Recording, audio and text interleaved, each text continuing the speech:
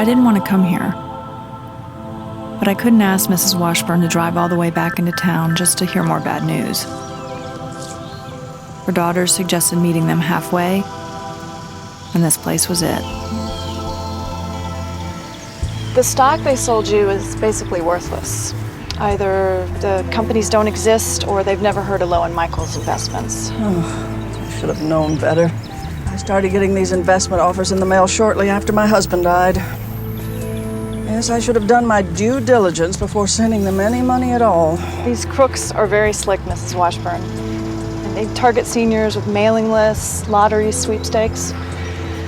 Once they get your information, they don't give up. Have you arrested these criminals yet? I mean, even if you can't recover any of my money, I would like the satisfaction of knowing that they're going to pay for their actions. It's a bit more complicated than that. Lowe & Michaels is what we call a boiler room. It's basically a bank of phones and con men. They've set up shop in Canada to make it harder to prosecute. It would be very helpful if we could get access to your phone records. Sure, I don't have any problem with that.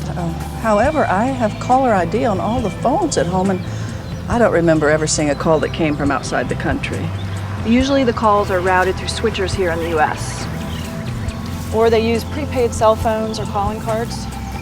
They do the same with the mail, so you never see foreign postmarks. I see. How clever of them.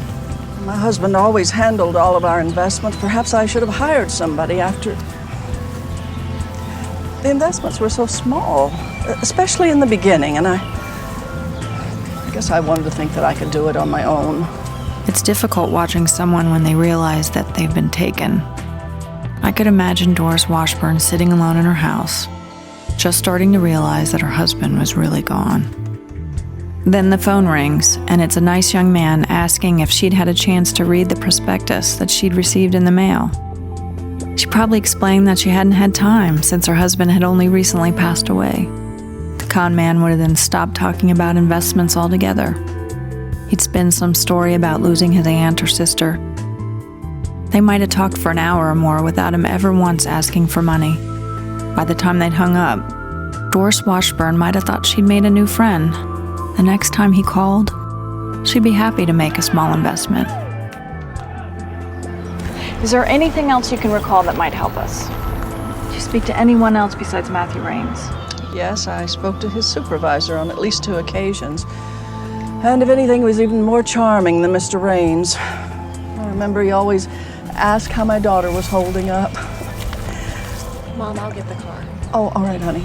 I believe his first name was Richards or Richardson, something like that. I know I have it written down at home. I'm very careful about taking good notes. I believe his first name was Park. Park Richards? Park Richards. Park Richardson. Park Richardson. I'll need to get your notes today, Doris. All right. We're going to get to the bottom of this, I promise.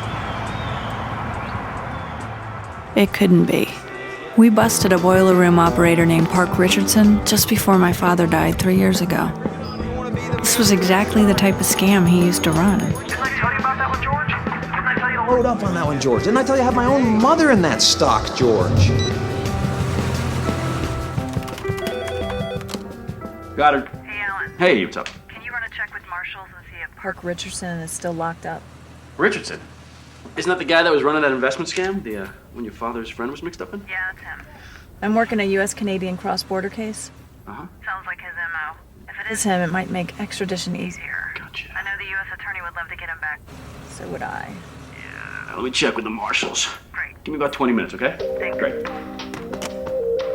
It didn't take long to find out Park Richardson was released from prison 4 months ago. While he was inside the joint, he must have picked up some new tricks. We've gotten good at finding and busting boiler rooms in the U.S., so their newest wrinkle is taking their operations across the border, sometimes to Canada, Latin America, or an offshore island. But as fast as they can change their tactics, so can we. The Phone Busters National Call Center is a Canadian telemarketing fraud complaint organization. We now routinely work with Canada on cross-border fraud schemes.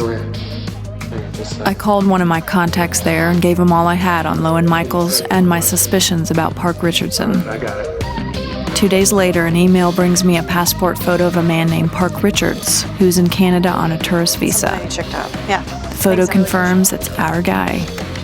Knowing the city he's in helps, and within a few days, Canadian law enforcement has tracked down the location of the boiler room in Montreal. Takes time for the Canadians to build their case, get the warrants, make the arrest. But I don't mind waiting. The look on Park Richardson's face is going to make it all worthwhile. You can't keep me here. I'm an American citizen. I demand to speak to someone with the U.S. Embassy. Like pronto. This is all just a big mistake. A misunderstanding of the French-English thing you guys have. Park Richardson, remember me? At your trial, I told you should try a new line of work. This one has too many occupational hazards. Listen, no matter what they think I've done here, it happened in Canada. So it's none of your business. Except your victims are in the U.S., and you use the U.S. mail to get to them.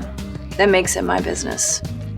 Look, this is all just a big mistake. I just came to help a friend of mine start up a small company. And none of this is even in my name. We're extraditing you to the U.S. to face mail fraud charges. Well, plenty of time to sort it all out. About 10 years. Let's go, Park. Yeah, see you in court.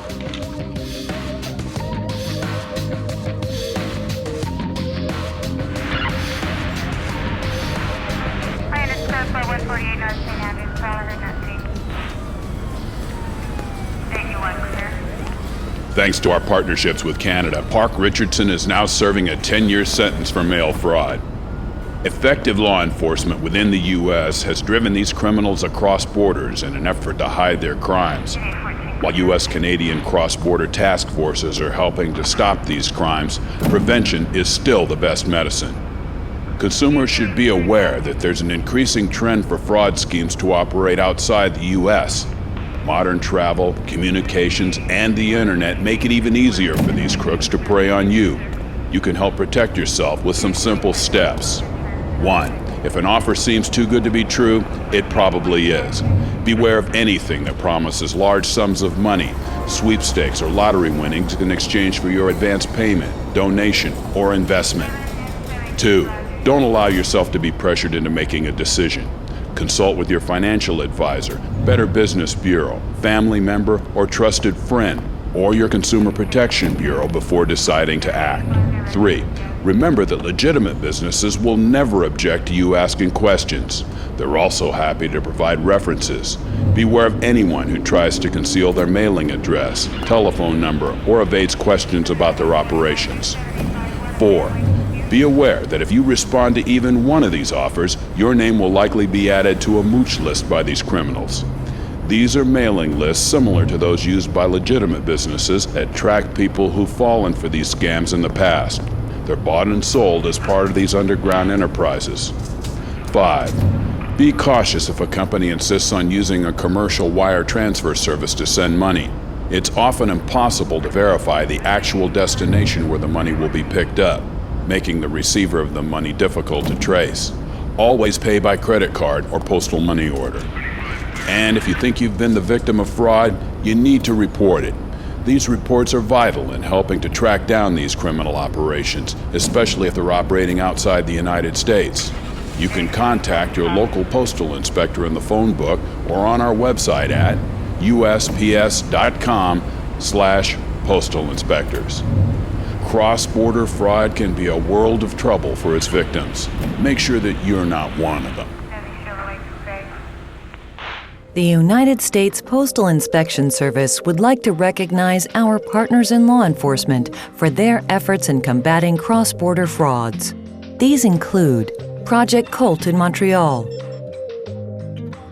the Toronto Strategic Partnership, Project MTOR in Vancouver, the Alberta Partnership Against Cross-Border Fraud in Calgary, the Vancouver Strategic Alliance, and the Atlantic Partnership in Halifax. These task forces target criminals in Canada who operate fraudulent foreign lotteries, prize promotions, sweepstakes, advance payment loans, credit card, and internet scams. The Phone Busters National Call Center assists these partnerships in investigating and prosecuting criminals who commit cross-border and telemarketing fraud. Our ability to protect U.S. consumers is greatly enhanced by these partnerships, and we are grateful for their cooperation.